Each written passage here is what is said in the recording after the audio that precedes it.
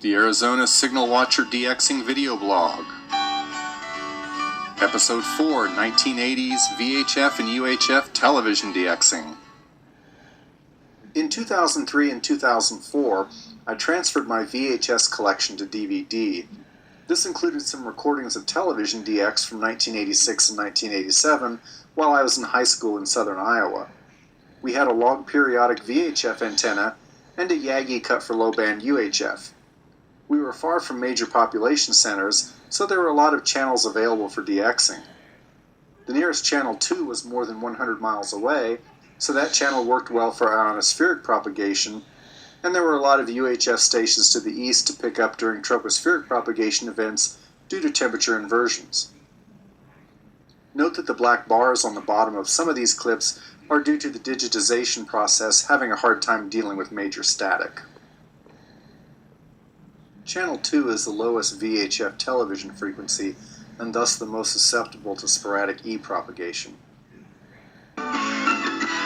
Excitement as top professional women golfers, including champion Pratt, 1st through August 3rd. It benefits the Killjoy Center for Technology. Kits are available now at King Soopers and Columbia Savings, or call 7. This was one of the 2 Texas Channel 2s that I logged. Although the exact dates for most of these video clips are lost forever, note the timestamp on the local Houston radar. Trying to go around. On Sunday, we're expecting partly cloudy skies, maybe up to about a 20% chance of rain. If you want an exact number there, let's make it 18%. Wind out of the south, a low of 69 and a high temperature of 91. And on Monday, partly, we can look at Channel 2 radar for just a second. We do have a little scattered activity just around the center portions of the city. There we are, and up on the north side, moving us to the north, about 10 to 15 miles per hour. That's where the Liberty. But those things are going to happen, you understand? Oh, yeah. So your outdoor activities, you're going to be plenty safe. Maybe you should be near one of those sheds, but generally it's going to be nice. Or at least 18% safe. That's right, that's right. Just go to one of those 92% places. Okay, good. Have a good weekend. You'll make that 82. The Astros have a chance to turn things around at the Dome tonight. They're kicking off a 6-game homestand that starts tonight with the St. Louis Cardinals. Craig Roberts joins us live from the office. Craig?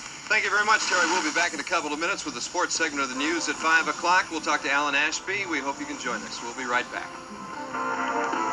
Check out Marcia kicking it old school during the weathercast on this one. Also looks like some co-channel interference, but from what I don't know. Wind will get around to the southwest tomorrow, probably 10 miles an hour at the most.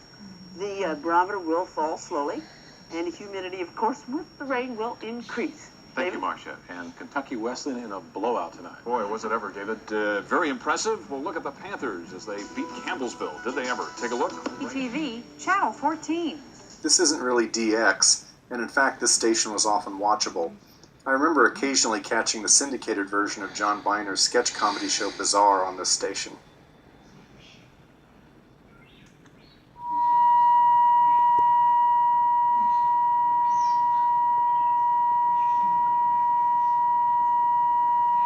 This was, of course, back in the halcyon days when television stations would actually go off the air during the wee hours. Receivers in places where no admission cover or mechanical operating charges are made. WV-TV operates on an assigned frequency of 494 to 500 megahertz. We now close our programming day with the national anthem. Peoria stations often did very well as they weren't terribly far away. Note that in Illinois, Indiana, and Ohio, the major networks were often carried on UHF.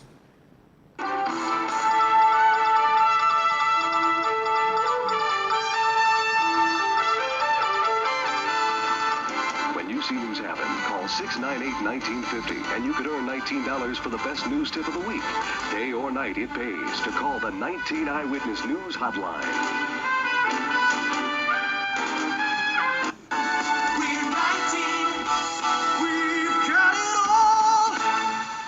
I never did very well with Kansas City stations, but I'm not sure that I had the UHF antenna pointed southwest very often.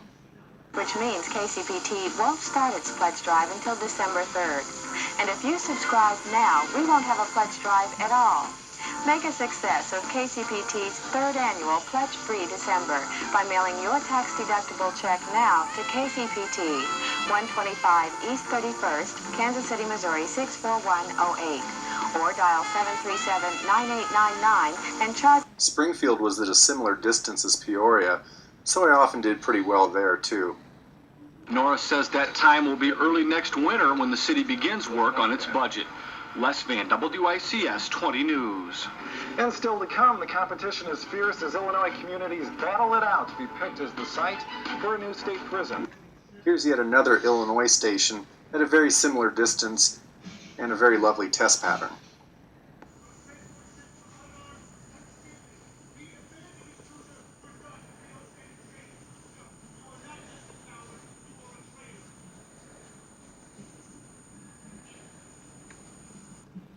This is one of my two best catches during the historic week-long Thanksgiving 1986 tropo outbreak across the central and eastern U.S.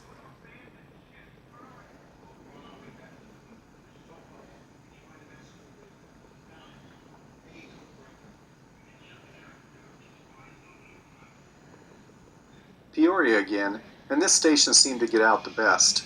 Of course, the major UHF stations ran several megawatts of power, so that helped a lot. The tops and topics and the greatest guests are on the Oprah Winfrey Show. At 4, relive the trials and tribulations of boarding school life as the girls grow up all over again on The Facts of Life. Then at 4:30, Daddy's little girls are all grown up on Too Close for Comfort. Weekday afternoons on WEEK. Come on home, America. Come home to WEEK. Not a very good signal here, but hey, check out that Phil Collins music video.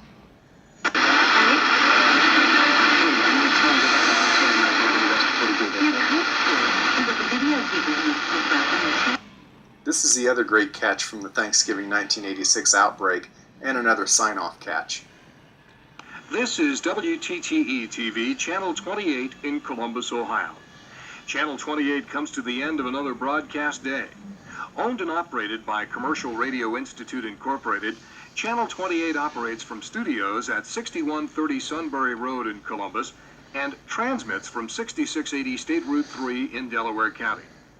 WTTE-TV operates on an STL frequency of 7037.5 megacycles, all by the authority of the Federal Communications Commission. The staff and management of WTTE-TV wish you a very pleasant good night and good morning. Thank you for watching TV 28.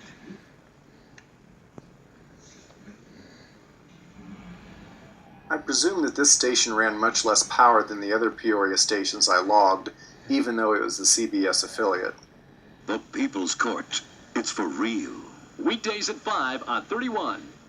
Here's two snippets of poor signal from the PBS affiliate out of Columbus, Ohio. To TV 34 and enjoy the best in drama, nature, the performing arts, news and public affairs, and so much more. There's something for everyone during Explorer 34, December 6th through the 14th, only on WOSU-TV 34. We've got TV worth watching.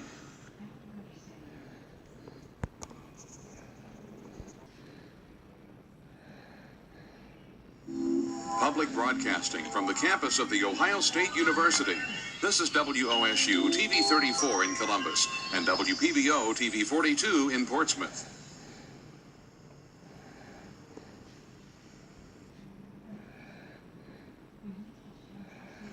From the campus of The Ohio State University, this is WOSU-TV 34 in Columbus and WPBO-TV 40. Note the incredibly goofy around the horn style of giving the teases for the upcoming newscast in this one. Not the football team. Vince?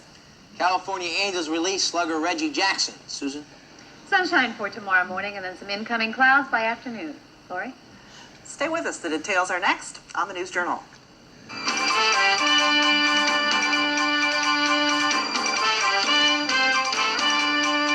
Another good catch out of the Thanksgiving 1986 event, but you'll have to look sharp to catch the actual station logo at the end. At the several convenient Cook's locations throughout the Toledo area. Here's another quickie clip, again from Thanksgiving 1986. This was an independent station, and the network stations in Indianapolis were on VHF, I believe. This fall, TV40 is reaching out weekdays with daily restoration. The Wiz signing off for the day. This may have actually been from October 1986 when I first logged the station.